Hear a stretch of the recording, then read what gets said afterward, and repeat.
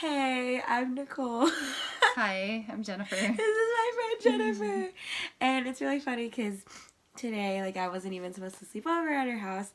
And I don't know why, but I was looking through my pro-life bag and I brought this out and it says adoption saves lives. And that's not technically the situation in this case, but adoption is amazing. And then we started talking about her story.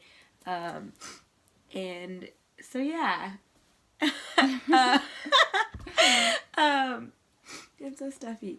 Okay, let's start. So I'm gonna ask her questions about her amazing testimony story, her life story, and she's just gonna answer. So,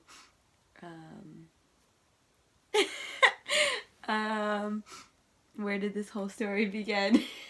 Oh, well, it began, I'd have to say it began once I was very little. I found out I was adopted, and I knew it was, oh, this is so cool because I can say I'm adopted and other people can't. And I didn't know what it meant. It's just like, I'm adopted. It's a label. Yeah. Because when you grow up, you know that you're adopted, but you don't actually know what it means, right? Yeah, well, then, I found out, and it's like, okay, so it turns out that when Dad said that I have my grandma's eyes, he didn't mean it. Oh my gosh. I was like, what? I remember having that one time we were discussing this, and it finally dawned on me, wait, how can I be adopted if I have grandma's eyes? And my dad's like, oh, well, you have the same color, Does he have blue eyes? But, your parents both have brown eyes, or? Yeah, they do. Yeah. So we just assumed it was, from her. I didn't know biology. Yeah.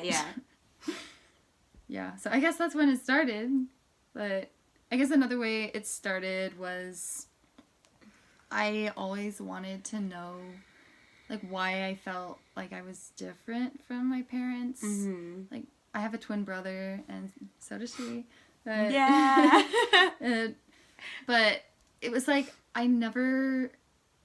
didn't really have the same experience that he did.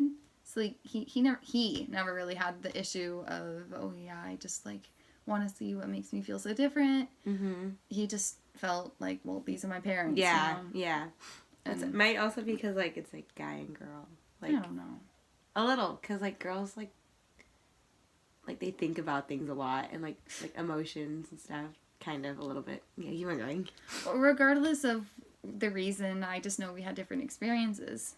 Yeah. And so what we did is I would wait until my parents were out of the house and I would go snoop around for any adoption paperwork. I'm not exactly proud of this. But I sorry, think it's parents, very common. if you're listening. I would do the same thing. Well, yeah, so we did that. Well, I did that. And then I was actually at the hospital where my grandpa was dying, unfortunately.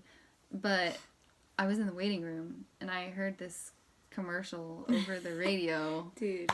And it was for this app called Ben Verified. And I was like, oh, that's going to be too good to be true. But it was a background checking app. And so I downloaded it, and I got a free background check every month. So, yeah, Ben Verified, here's your Sponsor us. non-sponsored, support. Yeah, so I definitely made use of that free check every month. Mm-hmm. And eventually I found what looked to be my birth mom. Yep. And so... That's awesome. I looked her up on amazing. Facebook. Yeah, she did. 66 I don't remember how many people there were, but there were there were so many people that had her same name. Yeah. I friended all of them. They're probably what the heck? Who is this chick? Yeah, probably. But then only dude. one of them got back to me. It was 6 months later. I got this I got this message in my inbox, and it was wow, I can't believe you found me. That's crazy. Praise God. Amen. Yeah. I have to say though, That's it's like insane. I have a very strong opinion about closed adoption. I do think that it's a form of child abuse, Oh my and goodness. that it's like, but at the same time, I have to say, like, if it's between abortion and adoption, like abortion and closed adoption, like closed adoption all the way, you know. But like, if you're gonna have adoption, please try to make it open. Like, it's really hard on the kids. Like, it can yeah, be. we're for open adoptions. That's what we're for. Open. So then, yeah, you just started messaging her, and like, then you guys called. Yeah. It turns out that we had each written a song for each other. That's crazy. That's just like how we are. So. That's insane. Yeah, and they had like similarities, like not being able to read like facial cues and stuff. Yeah. Yeah, like I sent her a face blind quiz. It turns out that she got a 61% on it. I got a 15% on it. So, you know. Yeah, and then they met up eventually. Yeah, we did. Yeah, Yeah. actually, she got me in contact with my birth dad. Yeah, And my birth dad came to my 18th birthday party. which is crazy. That's what I wanted to say the closed adoption thing for. Because it's like, technically, I had an open adoption. But Yeah. my adoptive parents were, like, worried that my birth parents were going to, like, come ask us for money or something. Well, that's the thing, yeah. I mean, I've seen a TV show about that. I'm not sure. But it probably happens a lot. Yeah. Yeah. Still, I didn't care. I was like, I want to meet them. Yeah. And so I like, you know, garnered the like grace needed, I guess, to go meet to go ask my parents, like, or tell them and ask them if I could invite my birth dad to your my birthday party. Yeah. Because I was still 17. And you met your mom before that, right? No, I met my mom years later.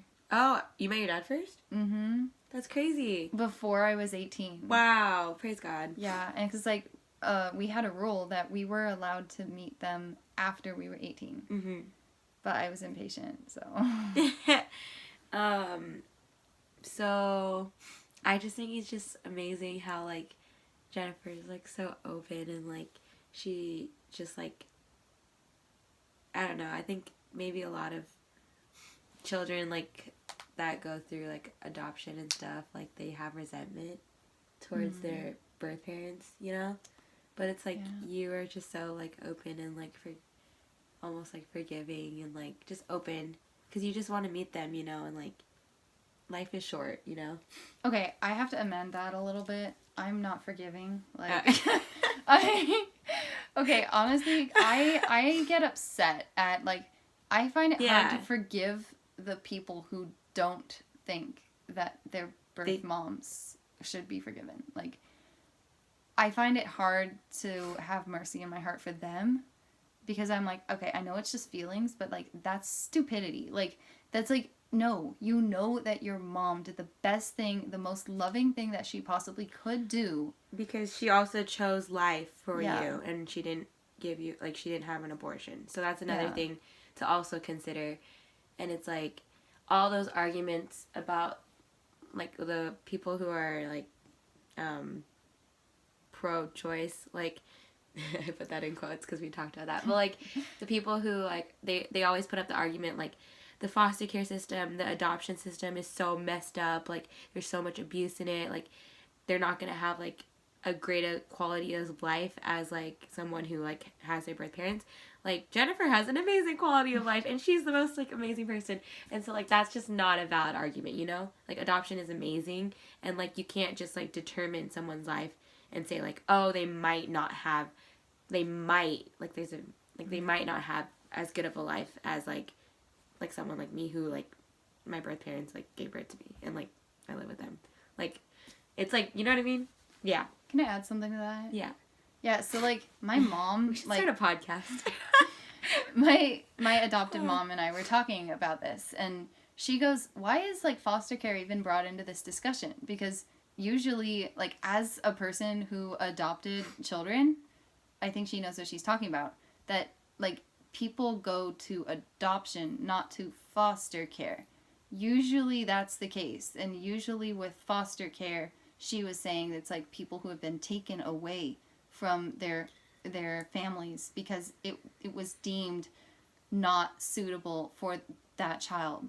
So like foster care is not supposed to be where you go when you get adopted. That's not how it works. Yeah. And so anyways, like we just want to like I just wanted to share this testimony because it's just like amazing. And like adoption, like maybe not in her certain circumstance, obviously adoption like helps her like tremendously in her life.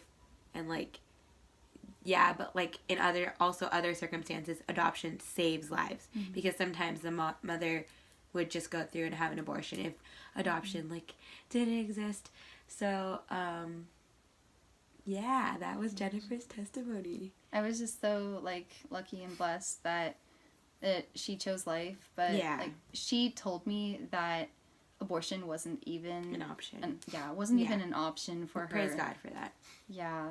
She told me that she like beats herself up because she feels like she should have parented us, and I'm like, no, I have to tell her, no, Mom, you made the most loving decision you could have. And like things like so people like Jennifer just like really inspire me, like it's just crazy like how much you inspire me. And like how you just handled everything really gracefully, and how like you even like went out to like search, you know, like you took the initiative to like search for your birth parents. And like obviously like you said that you're like not, I mean you in this circumstance you're very forgiving. Like very forgiving, like. And so yeah, that was Jennifer's testimony. Thanks for watching. Go Life. We're pro adoption, pro resources for women, pro-life. Yeah, we support life in all circumstances. Yeah. Life. I have a life shirt. Yeah, she's even wearing. Do you like the baby on my boob? That's not even a coincidence. And like the coincidence that I wore this, and there was another coincidence that I was thinking of, but I forgot. This wasn't a coincidence because I wore it. Yeah, it's just divine providence. Okay, thanks for watching, and thanks Jennifer for filming.